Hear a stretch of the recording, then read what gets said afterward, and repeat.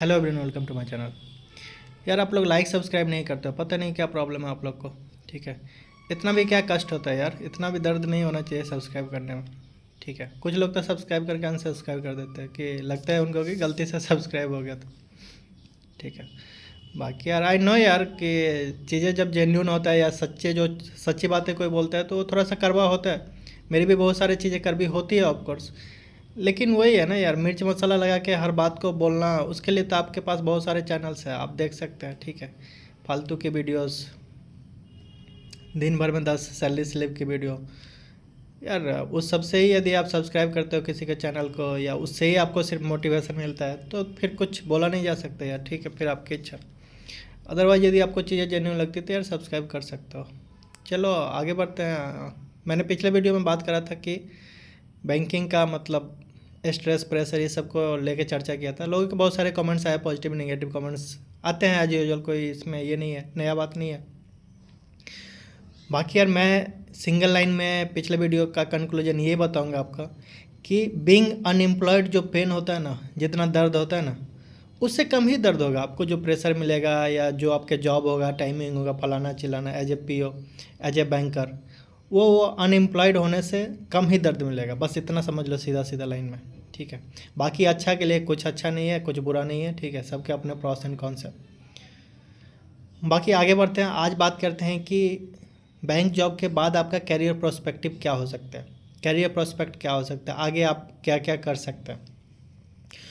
तो यार दो चीज़ें होती है, एक होता है कि आप बाय चॉइस बैंक में आते हैं, एक होता है कि आप मजबूरी में बैंक जॉब में आते हैं।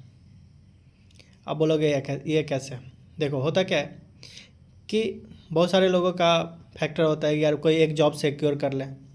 ठीक है, उनका बाय बाय चॉइस नहीं होता है बैंक जॉब, लेकिन उनका होता है यार कि बैंक जॉब जल्दी मिल जाता है, टाइम कम लगता है, सिलेबस कम है, तो हम जल्दी से एक जॉब ले लेते हैं, फिर आगे सोचेंगे क्या करना है। सेम एज इंडिया में क्या होता है कि 70 to 80% जब आदमी इंजीनियर कर लेता है, जब स्टूडेंट इंजीनियर कर लेता है, बीटेक कर लेता है, उसके बाद उसको पता लगता है कि लाइफ में आगे क्या करना है। ठीक है, बहुत सारे फील्ड में आपको इंजीनियर मिलेंगे। ठीक है, उनका ये नहीं है कि यार वो इंजीनियरिंग करके किसी का सीट खा रहे हैं, ऐसा कुछ। अपॉर्चुनिटी यार सबके लिए अपॉर्चुनिटी है, वो अपना पर्सपेक्टिव ढूंढ रहे हैं।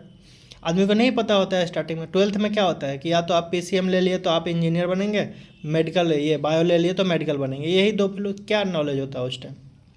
जब आप आगे जाते हो कॉलेज में, जब आप फ्यूचर्स को देखते हो, जब आप आगे पीछे, ठीक है, सराउंडिंग्स में देखते हो कि क्या क्या कैरियर प्रोस्पेक्ट है, तब आपको लगता है यार ये फील्ड मेरे लिए है, वो फील्ड मेरे लिए है। इस टाइप से होता है। सेम चीज़ बैंक में यदि आप आते हैं, बाई चॉइस आते हैं कि आपकी मान लो कि ड्रीम जॉब है बैंक में, एसबीआई में काम करना, आईबीपीएस में काम करना, पीओ कर काम करना, क्लर्क काम करना, तो कोई दिक्कत नहीं है, आप बैंक में आगे ग्रो कर सकते हैं। और बैंक में बहुत फास्ट प्रमोशन होता है, आप आगे तक, आगे लेवल तक, जहाँ तक आपकी इच्छा हो आप जा सकते हैं। ठीक है, इस पर पहले बात कर लेते हैं कि आप बैंक में यदि हैं, बैंक आपका चॉइस है, तो आपके पास क्या क्या कैरियर पर्सपेक्टिव है।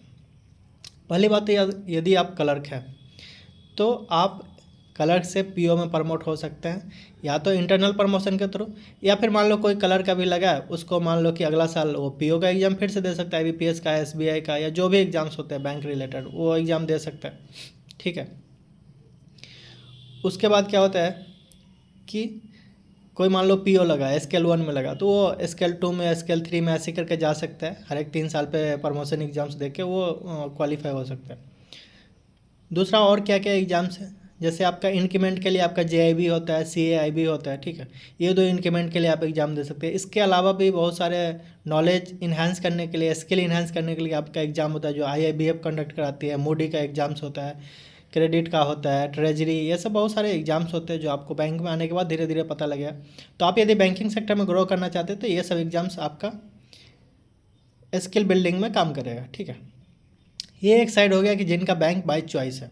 दूसरा वो लोग हैं जो bank as a option join कर लिया कि यार अभी एक जॉब हो जाए, बाकी सोचेंगे बाद में कि क्या करना है। उसमें दो कैटेगरी के लोग आते हैं। एक तो वो है जिनका एज बहुत कम है, मान लो कोई 22, 21, 22, 23 में एग्ज़ाम क्लियर कर लिया, तो उसके पास बहुत सारा ऑप्शंस है, मतलब एज है, एटलीस्ट जनरल कैटेगरी से आपके पास 30 तक एज है, तो आप बहुत सारे एग्ज़ाम्स दे सकते हैं। ठीक है, उसमें क्या क्या एग्ज़ाम्स आता है उसका मैं थोड़ा बहुत चर्चा कर लेता हूँ। जैसे आपका रेगुलेटरी बॉडीज़ का हो गया, आरबीआई ग्रेड बी हो गया, या आरबीआई असिस्टेंट हो गया, नबार्ड हो गया, सेबी हो गया, ठीक है। उसके बाद आप यदि सेंट्रल गवर्नमेंट जॉब के एग्ज़ाम की बात करें तो एसएससी सीजीएल हो गया, एनटीपीसी का रेलवे हो गया, ठीक है। उसके बाद आपका जो भी स्टेट पीसीएस वगैरह हो गया, स्टेट सीजीएल हो गया, ठीक है, स्टेट का और भी कुछ एग्ज़ाम्स होते हैं वो हो गया, ठीक है। इवन यूपीएससी का भी होता है यार, करने के लिए कुछ करते हैं, हाँ थोड़ा सा टफ होता है, इस पर मैं आता हूँ टाइम पे, ठीक है। लेकिन करने के लिए आप कर सकते हैं, यदि आपके पास टाइम है, आप डिसिप्लिन है तो मैनेज कर सकते हैं। तो ये सारे एग्जाम्स है आपके पास। उसके बाद बहुत सारे लोग एक्सपीरियंस लेके कॉर्पोरेट सेक्टर में भी स्विच कर जाते हैं, ठीक है, वो भी आप कर सकते हैं। फिर से इंश्योरेंस सेक्टर का एग्जाम्स होता है NISCL, उसके बाद और भी कुछ एग्जाम्स है इंश्योरेंस का, वो आप दे सकते हैं। FCI का दे सकते हैं, FCI में बहुत सारे स्टूडेंट्स अभी जो बैंक में लगे थे उनका उधर क्लियर हो गया, वो चले गए। इस तरह से आप बहुत सारे एग्जाम्स है जो आप दे सकते हो, ठीक है। और दूसरा वो जिनका एज मान लो कम है, तो 28-29 है मान लो, तो उनके पास दो चीज़ है यार। एक तो वो रिस्क ले सकते हैं कि मान लो कोई दूसरा एग्जाम का तैयारी करना है तो वो कर सकते हैं 1-2 साल में। अदरवाइज उनके पास ये है कि वो प्रमोशन तो ले ही लेंगे बाद में। मान लो पीओ में है तो ठीक है, यदि क्लर्क में भी है तो वो 2-3 साल बाद अपना प्रमोशन तो ले ही लेंगे, ठीक है। तो आपके लिए खोने के लिए कुछ नहीं होगा। आपको यदि दूसरे एग्जाम्स का तैयारी करना है, 1-2 साल भी आपके पास है तो कर सकते हैं। हाँ थोड़ा सा डिफ़िकल्ट होता है चीज़ें मैनेज करना, लेकिन आप यदि चाहेंगे तो कर सकते हैं। दूसरा बात करें कि जो भी एग्ज़ाम से ये सब का प्रिपरेशन कैसे करें, तो यार देखो थोड़ा सा टाइम मैनेज करना मुश्किल होता है ऑफ कोर्स।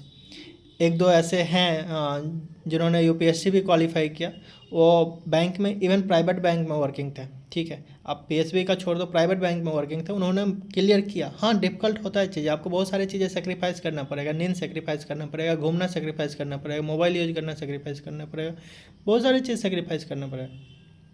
लेकिन अल्टीमेटली जब रिजल्ट आता है, जब आपका ड्रीम अचीव होता है तो एवरीथिंग इज वर्थ इट, ठीक है। सब तब लगता है आपको कि सब कुछ वर्थ इट है। अभी आपको दर्द होगा जब आप फेज में होते हो, स्ट्रगल फेज में होते हो, तो आपको लगता है यार मतलब छोटी छोटी चीज़ों को सेक्रीफाइस कर रहे हैं। लेकिन जब आपका सिलेक्शन होता है तो लगता है कि यार ठीक था, सब कुछ मतलब वर्थ इट था, ठीक है। तो टाइम मैनेज यार, टाइम देखो जो भी वर्किंग है उसके पास सेम ही होता है। आपको जो भी 2-4 घंटा शाम में मिलेगा, जो भी सुबह में मिलेगा, बाकी वर्किंग मतलब हॉलीडेज पे या संडे ये सब आपको पास छुट्टी मिलेगा, तो उसमें ही आपको टाइम मैनेज करना पड़ेगा। वो आपके अकॉर्डिंग करना पड़ेगा, ठीक है। आप कितना डिसिप्लिन है उस पर डिपेंड करता है, पर्सन टू पर्सन डिपेंड करता है। यार मेरा यदि देखोगे तो मैं नींद कंप्रोमाइज़ नहीं कर सकता था, मैं सोता था अच्छे से। बाकी मैंने भी तैयारी करा, अदर्स एग्जाम का मैंने ट्राई किया, लेकिन उतना नहीं हो पाया क्योंकि उसके लिए जितना आउटपुट जितना इनपुट था मैं उतना नहीं दे पा रहा था, ठीक है। तो फिर मैं आखिरी में स्विच कर गया कि यार IBPS PO का दे लेना है, क्योंकि अभी मेरे को 2 साल लगता प्रमोशन के लिए। तो मैं सोचा कि यार ठीक है इधर ऑफिसर बन जाता है, तो मेरा चॉइस था। ऐसे ही आप देखिए कि आपके लिए क्या सूटेड है। मैंने 2-4 केस बताए, age wise, financial situation wise, ये सब सारे चीज़ें हैं आपके पास। बाकी यार यदि आप अभी एस्पिरेंट्स हैं तो अभी आपका ड्रीम होना चाहिए कि जॉब आपको मिले, ठीक है। क्योंकि सरकारी नौकरी की तैयारी कौन करते हैं यार, जो मिडिल क्लास है या लोअर मिडिल क्लास होते हैं वही करते हैं ना यार। बड़े बड़े जो मान लो कि आप बिजनेसमैन हैं उनके बेटे तो नहीं करेंगे, या जो भी मान लो अच्छे वेल सेटल्ड फैमिली नहीं करेंगे यार, उनके पास उतना पैसेंस भी नहीं होता और शायद नीड भी नहीं है, ठीक है। तो आप को लगता है कि यार बहुत सारा प्रेशर है, बहुत सारा स्ट्रगल है, यार अपने पेरेंट्स को आप देखो, अपने पेरेंट्स को देखो, छोड़ो आप दिन दुनिया का छोड़ो, आप अपने पेरेंट्स का स्ट्रगल देखो। Majority of the parents struggle करते हैं यार, इंडियन सोसाइटी में है। जो भी मिडिल लोअर मिडिल से होते हैं वो करते हैं यार। देखो उनको ना दिन का पता लगता है, ना रात का, ना बरसात का, ना धूप का। उनसे ज़्यादा टफ तो नहीं होगा यार आपका लाइफ। तो इसीलिए ये सब प्री नोशन से दूर रहो, ठीक है। करियर पर्सपेक्टिव है आगे भी, आप कर सकते हैं, अच्छा कर सकते हैं। अभी के लिए आपका ड्रीम होना चाहिए कि बस जॉब सिक्योर करना है, ठीक है। चाहे वो कहीं भी हो, बैंक सेक्टर में हो, CGL में, जहाँ आपका मर्जी हो वहाँ आप पहले जॉब लीजिए, उसके बाद सोचिए उसका प्रोसेस क्या है, कौन क्या है नहीं है, ठीक है। तो ये छोटा सा वीडियो था मेरे तरफ से, ठीक है। मिलते हैं फिर, बाय बाय।